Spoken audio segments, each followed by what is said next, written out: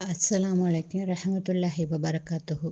إن الحمد لله نحمده ونستعينه ونستغفره ونعوذ بالله من شرور أنفسنا ومن سيئات أعمالنا. من يهدي الله فلا مضل له ومن يضلل له فلا هادي له وأشهد أن لا إله إلا الله وحده لا شريك له وأشهد أن محمدا عبده ورسوله. أما بعد إن أصدق الحديث الكتاب الله وأحسن الهدي هدي محمد صلى الله عليه وسلم وشر الأمور محدثاتها وكل محدثة بدعة وكل بدعة ضلالة وكل ضلالة في النار.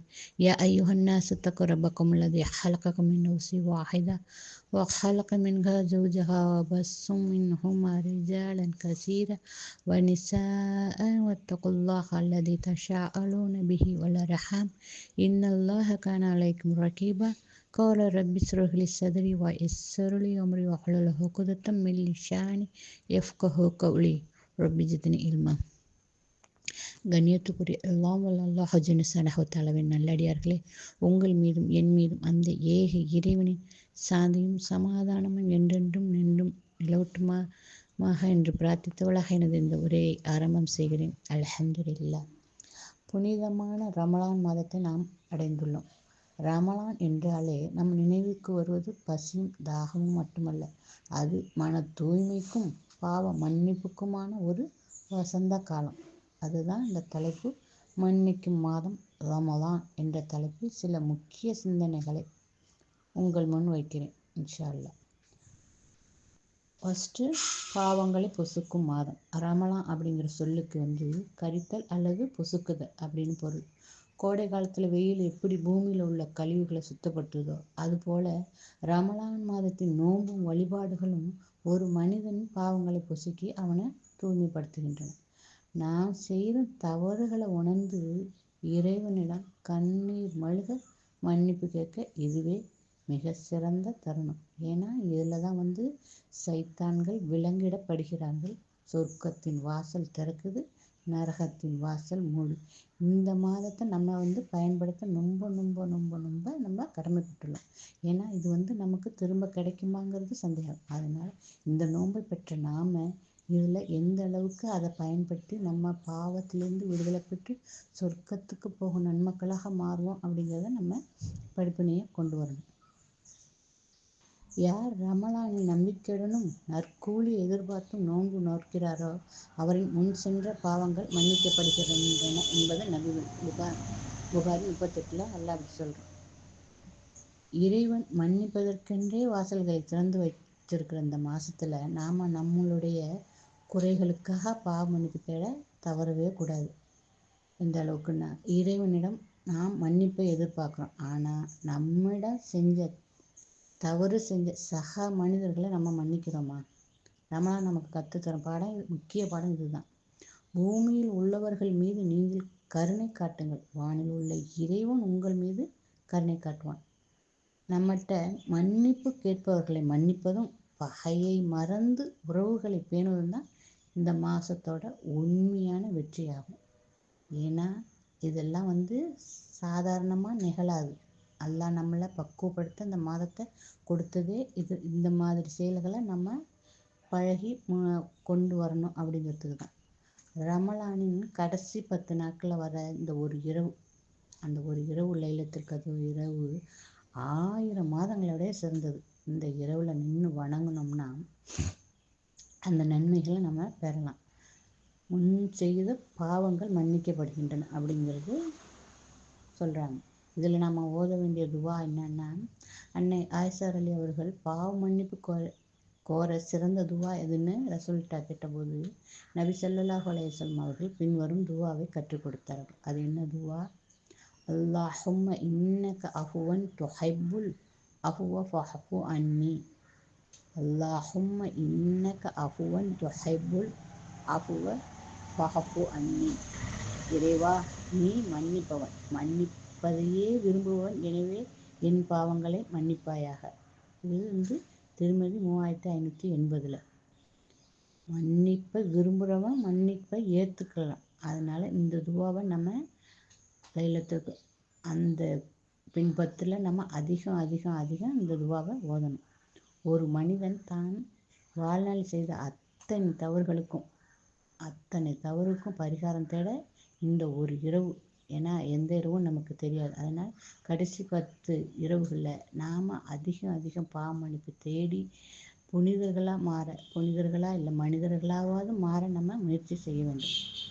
ரமலான் மாதம் அப்படிங்கிறது மன்னிப்பின் மாதம் அப்படின்னு போற்றப்படுது. அது 3 பிரிவுகளாக பிரிச்சிருக்கோம். அதில் முதல் பிரிவு என்னன்னா, முதல் 10 ரமலான் மாத முதல் 10 ரஹ்மத் அல்லாவின் அருள் பொழியும் நாட்கள். 2வது 10 பாவ மன்னிப்பு தேடும் நாட்கள். 3வது 10 நரகத்திலிருந்து விடுதலை பெறத்துக்கும் அல்லாஹ் இதுதான் பாவ மன்னிப்பு தேடுறதும் அதுதான் 3ஆக பிரித்து நமக்கு பாவ மன்னிப்பு தேட சொல்கிறான். பாவம் மன்னிப்பும் தேடணும், பாவங்களையும் அடுத்தவங்களையும் மன்னிக்க நம்ம பழகணும்.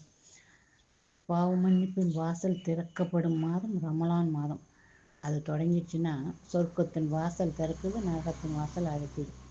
அப்படின்னா இந்த அடியார்கள் நன்மை செய்யவும் பாவத்திலிருந்து விலகி மன்னிப்பு பெறவும் சாதகமான சூழ்நிலையை இறைவன் ஏற்படுத்துகிறான். இந்த நோன்புல தான் நமக்கு எல்லா வாசலும், சொர்க்கத்துடைய வாசல் திறந்து நரகத்துடைய வாசலை மூடி நம்மளை பாவத்திலிருந்து மீட்சி பெற்று நன்மக்களாக வாழ அல்லாஹ் நமக்கு ஒரு மாதத்தை நமக்கு கொடுத்துருக்கான். அந்த மாதத்தை நம்ம நல்ல விதமாக பயன்படுத்த கடமைப்பட்டிருக்கோம்.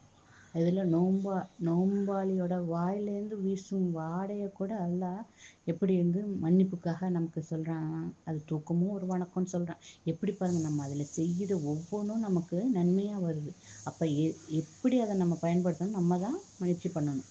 நோம்பாளின் வாயிலிருந்து வீசும் வாடை அல்லாவிடம் கஸ்தூரியை விட நறுமணம் மிக்கதாகவும், அவர்கள் நோன்பு துறக்கும் வரை அவர்களுக்காக மலக்குமார்கள் பாவமன்னிப்பு தர்றாங்க.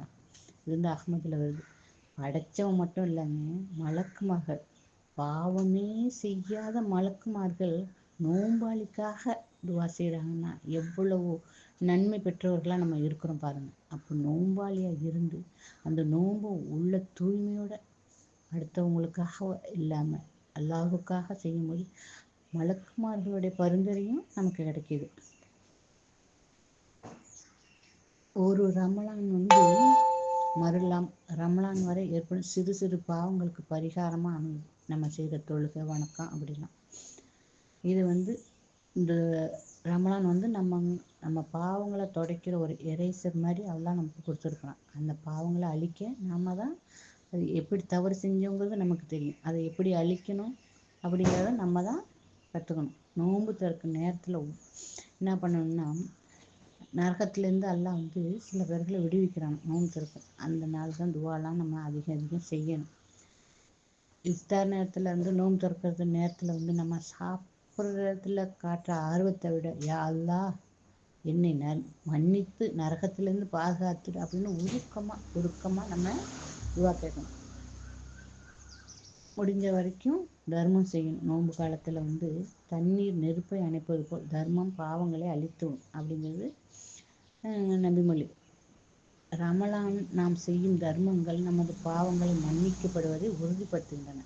ஏன்னா ரசுல்லா ரமலானில் எப்படி செஞ்சுருக்காங்கன்னா, வீசும் காற்றை விட வேகமாக தர்மம் செய்வதால் வந்திருக்காங்க. எப்படின்னா, காற்றோட தர்மம் வீசுகிற காற்றோட வேகமாக தர்மம் செய்வாங்க. நம்ம அந்த அளவுக்கு நம்மளால் முடியாட்டியும் நம்மளால் முடிஞ்ச அளவுக்கு இந்த நோன்புல தர்மங்களை செய்ய பழகணும்.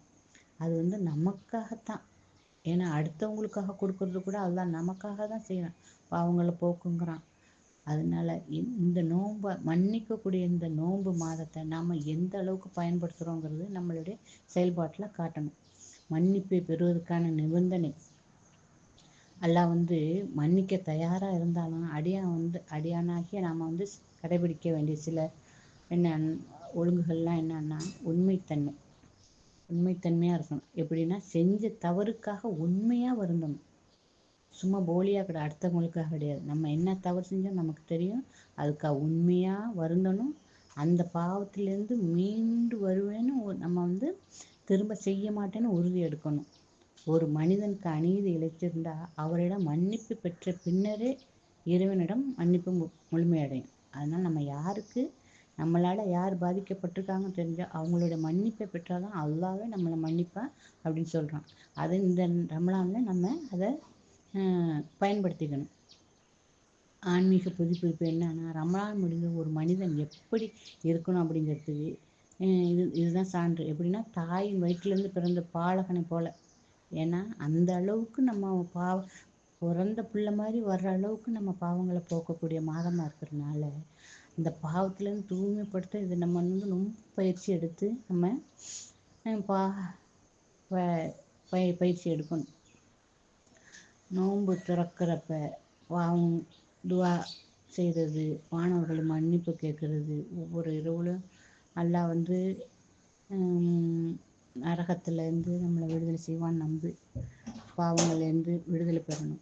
இந்த லைலத்துல் கத்ர் இரவு 83 ஆண்டு காலம் பாவ மன்னிப்பு பெறலாம். அந்த இரவு நமக்கு எதுவும் தெரியாதனால அந்த பின்பற்றில் நம்ம அதிகம் துவா செஞ்சவங்களாக, நின்று வணங்கியவர்களாக, பிறரை மன்னிப்பதன் மூலம் இறைவன் மன்னிப்பை நம்ம உறுதி செஞ்சலாம். அடுத்தது இந்த மாதத்தில் நம்ம பயனுள்ளதாக மாற்றணும்னா அதுக்கு ஒரு தினசரி காலண்டர் மாரி நம்ம செக்லிஸ்ட் மாரி வச்சுக்கணும். இது நம்ம செயல்பாட்டு ரீதியாக, அதாவது ஆக்ஷன் ஓரியன்டாக மாற்ற உதவும். எப்படின்னா, ஒரு 5 நம்ம சாட் மாதிரி போட்டு வச்சுக்கலாம். எப்படின்னா, சஹர் நேரத்தில் இறைவன் மன்னிப்பை வாரி வழங்க சிறந்த நேரம் இது. என் அடியார்கள் மன்னிப்பு கேட்பவர் எவரும் உண்டா, நான் அவரை மன்னிக்கிறேன் அப்படின்னு அழைக்கிற அந்த சஹர் நேரத்தில், சஹர் உணவுக்கு முன்னாடி சாப்பிட்றதுக்கு முன்னாடி ஒரு 5 நிமிஷம் ஒதுக்கி மனம் உருகி பிரார்த்தனை செய்யணும். அடுத்தது ஒவ்வொரு தொழுகைக்கு பின்னும், தொழுகை முடிஞ்சோன்னு உடனே எழுந்திரிச்சு போயிடாமல் குறைஞ்சது 3 முறை அஸ்தோஃபில்லா அஸ்தோஃபில்லா அஸ்தோஃபில்லா, அல்லாஹ் என்னை மன்னித்தருள், இறைவா என்னை மன்னித்தருள் அப்படின்னு கூறி திக்ர் செய்யணும். அடுத்தது தர்மம் செய்யணும். அது தர்மம் பாவங்களை அழிக்கும்.